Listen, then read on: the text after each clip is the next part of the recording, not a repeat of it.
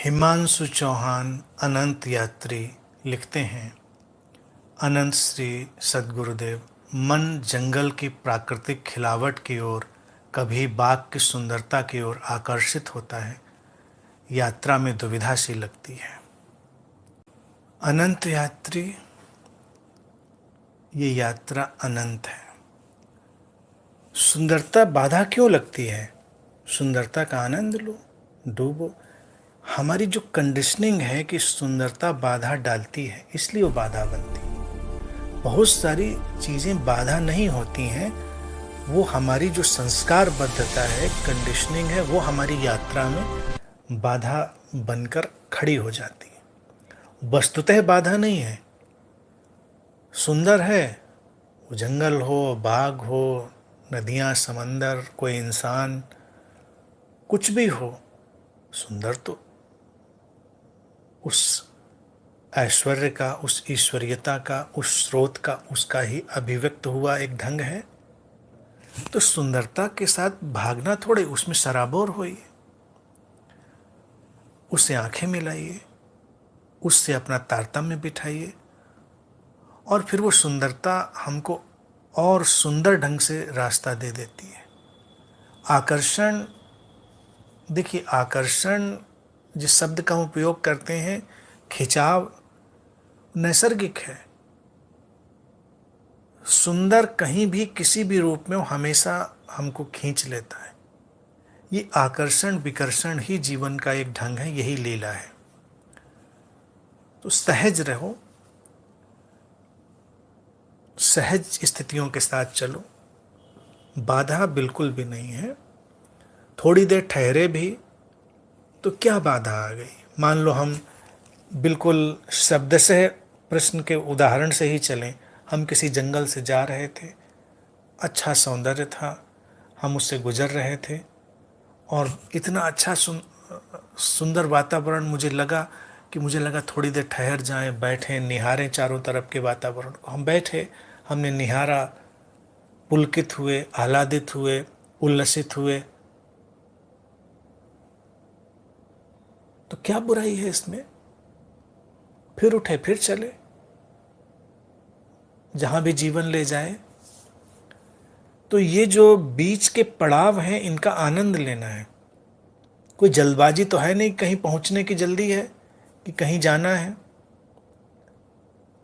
जाने की जल्दबाजी में कई बार हम उस सौंदर्य का आनंद नहीं ले पाते, और फिर सौंदर्य जंगलों, पहाड़ों, नदियों, बागों और इन सब चीजों में ही नहीं, वो तो हमारे आसपास है।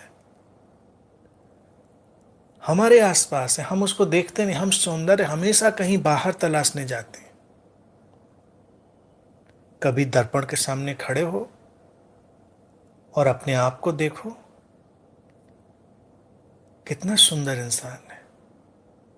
कई बार लोगों को प्रश्न उठेगा, नहीं नहीं मैं इतना सुंदर कहाँ हूं, फला देखिए वो कितना सुंदर है।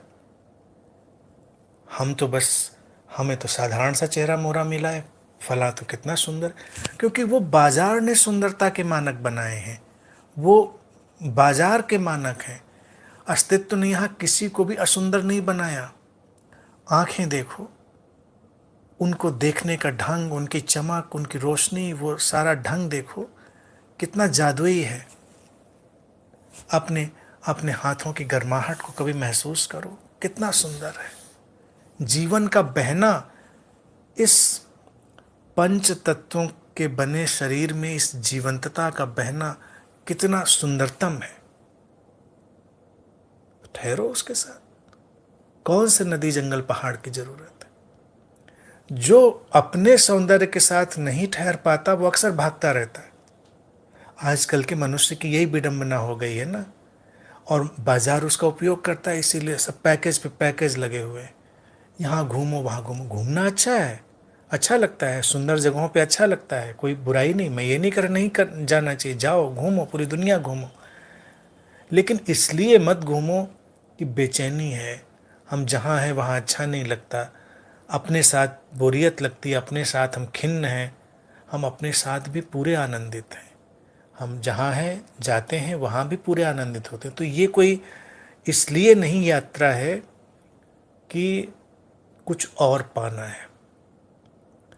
स्वयं के साथ आनंदित होना जब व्यक्ति भूल जाता है तो ये सब टूर पैकेज शुरू हो जाते हैं।